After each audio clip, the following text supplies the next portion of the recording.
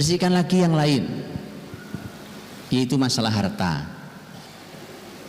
Masalah harta, Bapak Ibu. Insyaallah harta ini yang ngeri juga. Ada hadis Nabi tentang masalah harta ini. Lahmun nabata min suhtin fannaru aula bih. Daging yang tumbuh dari barang yang haram, neraka lebih layak baginya. Nah terus gimana kalau anak kita suapi barang haram? Ini uang dibawa dari hasil yang haram, dari hasil yang syubhat, dibawa pulang ke rumah, kemudian dipakai jadi bajunya anak-anak, dikonsumsi, tumbuh badannya, daging yang tumbuh dari barang yang haram. Makanya jadi generasi neraka. Bapak Ibu tahu neraka? Nggak ada enak-enaknya, Pak. Yang panas, yang gelisah, yang sakit, yang mengeluh, itu neraka. Makanya jadi punya anak itu aja isinya. Hati-hati. Salah satu yang harus dibersihkan adalah urusan harta. Jadi Bapak Ibu kalau orang tua mengambil harta yang haram itu tumbalnya anak. Tumbalnya mesti anak. Susah didik anak jadi soleh. Itu harta itu. Anda bisa menikmati, bisa keliling dunia, tapi tumbalnya anak-anak. Bahaya sekali. Lihat Rasul bersabda. Hadis panjang riwayat ini disampaikan melalui jalur sahabat Nu'man bin Bashir. Innal halala bayyin wal harama bayyin wa bainahuma umurun mushtabihat la ya'lamuhunna katsirun minan nas. Faman ittaqa syubuhati faqad istabra'a li dinihi wa 'irdihi. Wa man waqa'a fi syubuhati waqa'a fil haram karra'i yar'a haulal hima yushiku ayyaqa fi. Ala wa inna likulli malikin hima, ala wa inna himallahi maharimu, ala wa inna fil jasadi mudghah idza salahat salahal jasadu kullu wa idza fasadat fasadal jasadu kullu ala wa hiyal qalb. Kata Nabi sallallahu alaihi wasallam, sesungguhnya yang halal jelas, yang haram jelas. Di antara keduanya ada yang syubhat, ada yang enggak jelas. Yang kebanyakan orang tidak tahu hukumnya. Siapa yang menjaga diri dari yang syubhat, maka sungguh dia telah membersihkan agamanya dan dirinya. Ini yang tengah-tengah tadi itu. Tapi siapa yang terjatuh pada yang syubhat, pasti suatu hari akan jatuh pada yang haram. Bapak Ibu tahu syubhat ya? Syubhat itu belum halal, belum haram. Tapi beda satu sudut pandangnya.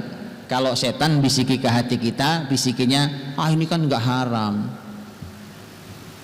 nggak belum haram kok. Setan juga benar loh, memang belum haram. Syubhat itu belum haram.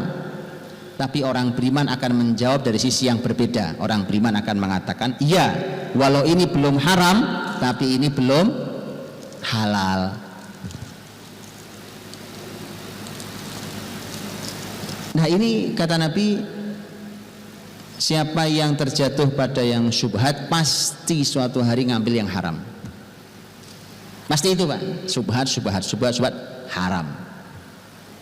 Karra'i yar'a haulal hima, seperti penggembala yang keliling-keliling di hima. Hima itu dulu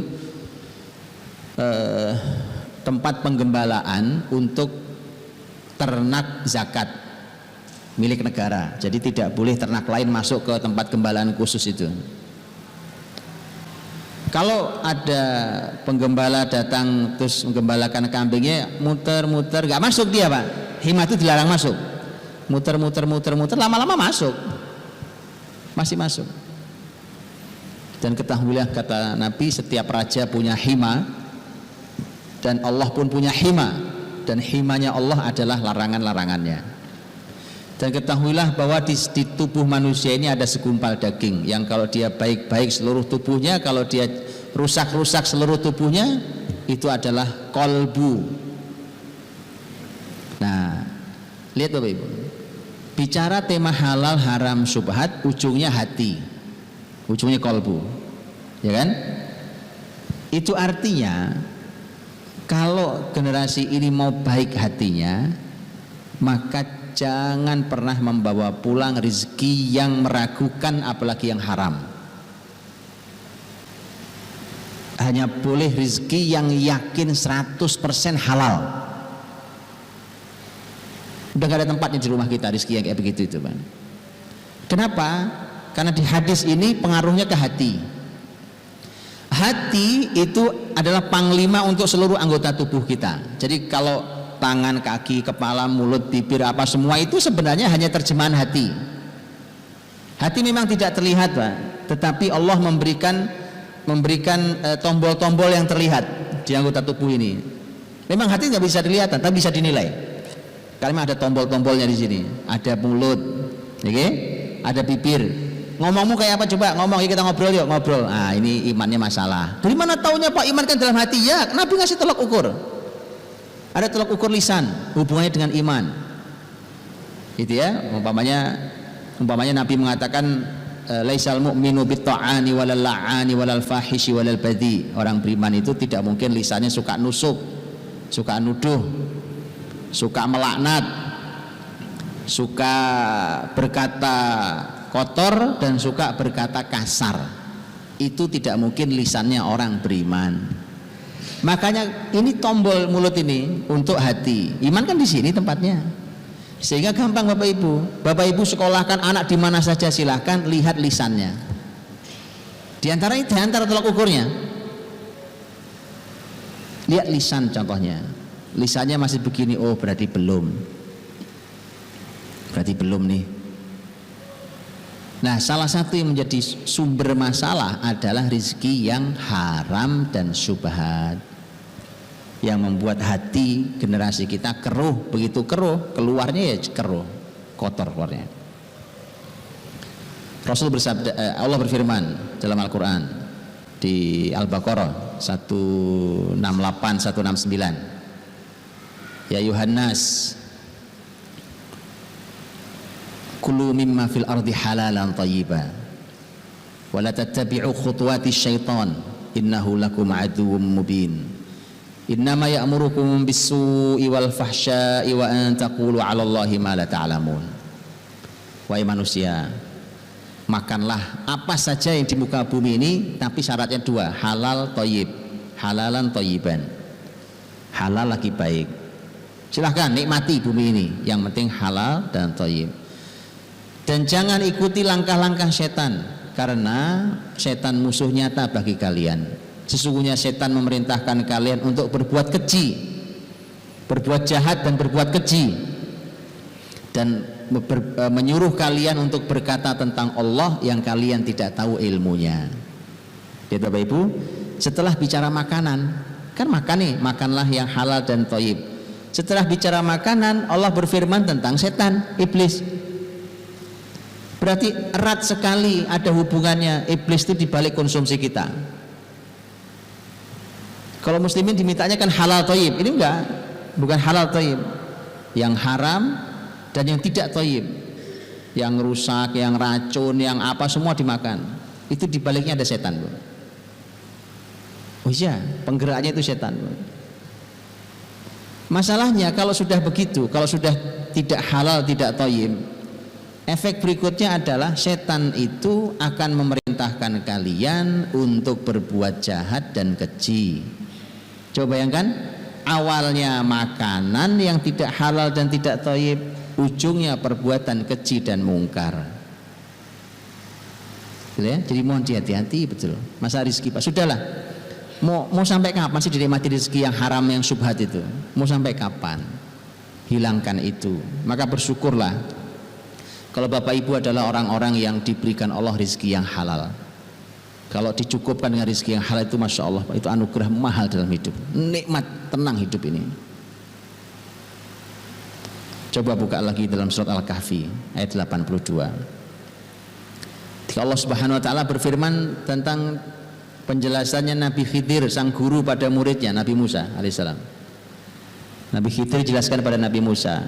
Ayat 82 itu yang bicara tentang masalah rumah yang mau roboh yang dibangun oleh Khidir. Nabi Khidir menjelaskan, kata Nabi Khidir, wa ammal jidaru fakana li ghulamaini yatimaini fil Madinah wa kana tahtahu kanzul lahuma wa kana abuhuma salihah fa arada rabbuka an yablugha ashuddahuma wa istakhrija kanzahuma.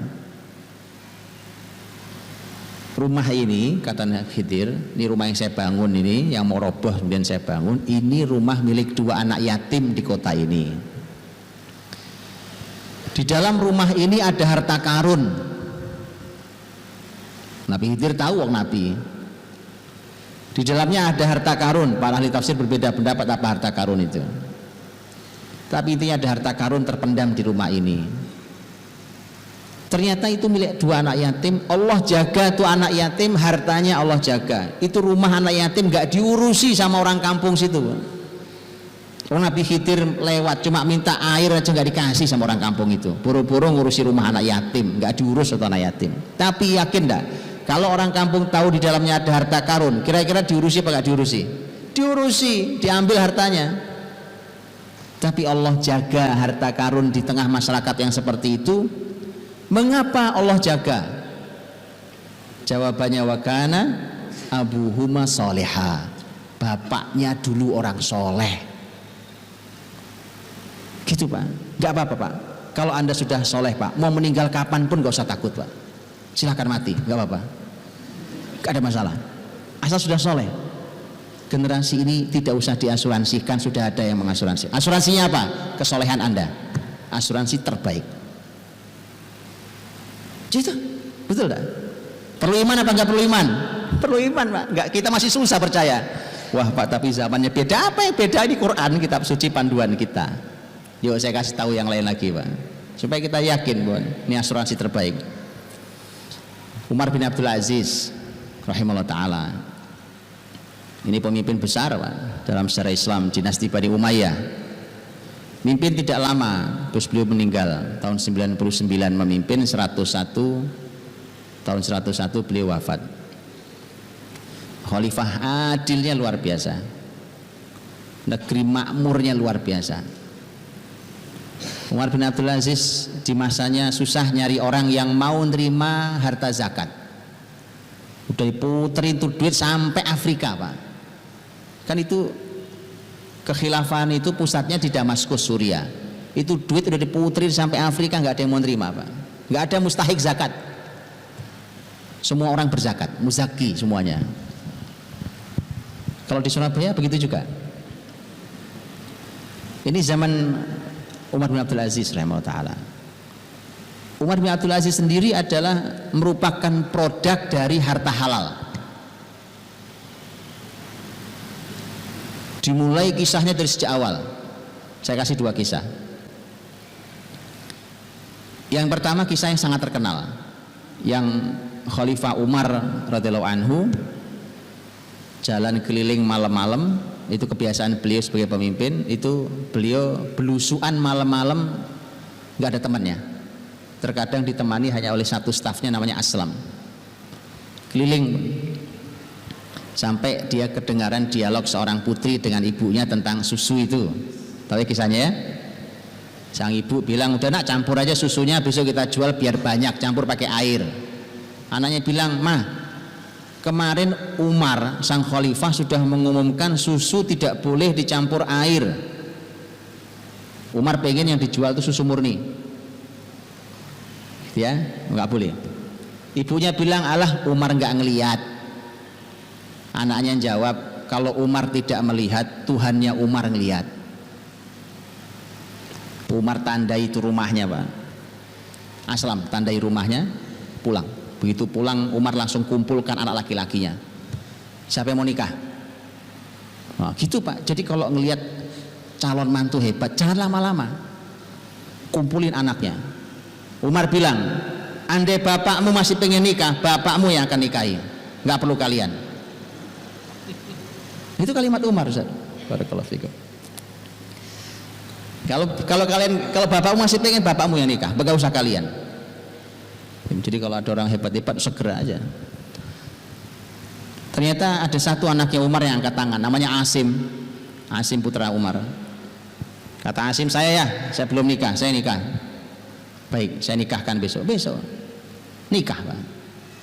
Jadi bayangkan, anak presiden nikah sama putri penjual susu di pasar biasa. Kenapa? Ini bukan masalah apa, Pak. Ini masalah kualitas generasi. Ini orang-orang kayak begini nih, iman kokoh begini, lahir generasi pasti top. Asim nikah sama putri penjual susu, lahir anak-anaknya, di antara anaknya namanya Ummu Asim. Ummu Asim. Ini lahir anaknya, Ummu Asim namanya. Ummu Asim, begitu dia tumbuh menjadi gadis, diminati oleh seorang petinggi istana, namanya Abdul Aziz bin Marwan. Abdul Aziz bin Marwan waktu tertarik dengan Ummu Asim ini, dia bilang ke keluarganya, kumpulkan harta saya yang halal. Jadi ngomong harta halal, sejumlah 400 dinar. Saya mau menikah dengan seorang gadis yang hadir dari keluarga yang soleh. Nikahlah Abdul Aziz bin Marwan dengan Ummu Asim, lahirlah anak bernama Umar bin Abdul Aziz, pemimpin hebat itu. Jadi Umar bin Abdul Aziz itu produk harta halal, Pak. Tadi itu dari mulai hati-hati, nggak mau nyampur ya susu sama air tadi. Kemudian Abdul Aziz sang bapak, kumpulkan yang halal dari harta saya mau nikahi wanita yang datang dari keluarga yang soleh ini. Jadi sejak awal nikah tuh dipingin bersih rumah tangganya, bersih. Nggak ada kesempatan uang haram masuk sini, subhat nggak ada tempatnya. Gitu ya. Nah, singkat kata terakhir, Umar bin Abdul Aziz meninggal. Ini panjang cerita dari Umar tadi kan? Umar, Asim, Ummu Asim, Abdul Aziz bin Marwan, Abdul Aziz. Nah, sekarang Umar bin Abdul Aziz. Umar bin Abdul Aziz, Allah berikan anak banyak, anak itu 17. Waktu beliau meninggal anak tinggal 11. Dan Umar bin Abdul Aziz rahimahullah ta'ala, begitu rasanya sudah dekat ajalnya, dikumpulkan anak-anaknya. Sini kumpul semua anak. Kemudian melihat anak-anaknya datang dengan tampilan sangat sederhana, padahal beliau khalifah, memakmurkan masyarakatnya, tapi sederhana banget khalifahnya. Dan nampaknya ini menjadi kaidah mungkin ya. Kalau pemimpin sibuk memperkaya diri, pasti rakyatnya combang-camping. Lihat Umar bin Abdul Aziz, masyarakatnya kaya, malah pemimpinnya sangat sederhana. Umar bin Abdul Aziz melihat anak-anaknya sangat sederhana penampilannya, bahkan cenderung kurang, nangis Umar bin Abdul Aziz. Kemudian dia berkata, anak-anakku, demi Allah, kalau ada hal-hal yang menjadi hak kalian, pasti ayah berikan pada kalian. Tapi kalau bukan hak kalian, tidak mungkin ayah berikan pada kalian. Jadi itu kenapa kalian jatahnya cuma segini, maksudnya kenapa jatahnya cuma segini, ya cuma segini hak kalian. Yang lain bukan hak kalian. Kalau ayah ambil pun ayah dosa, bukan hak kalian. Kemudian dia berkata, nah, kalau ayah meninggal maka kalian hanya satu di antara dua pilihan. Kalian anak yang rusak, dan ayah mustahil memberikan harta ayah pada anak yang rusak karena akan membantu kerusakannya. Atau kalian anak yang soleh. Kalau kalian anak yang soleh, maka Allah berfirman. Nah, gitu kan? Kalau kalian anak yang soleh, ayah meninggal nih, kalian anak yang soleh, Allah berfirman, Inna waliyallahu alladhi nazzalal kitaba wa huwa yatawallas salihin. Sesungguhnya Allah lah penolongku yang menurunkan Alkitab, dan dialah Allah yang akan mengurusi orang-orang soleh. Nah, jadi kalau kalian generasi soleh, yang ngurusi langsung Allah, nak. Gak usah khawatir, bapak meninggal, harta tidak ada yang ditinggalkan, tetapi asal kalian soleh.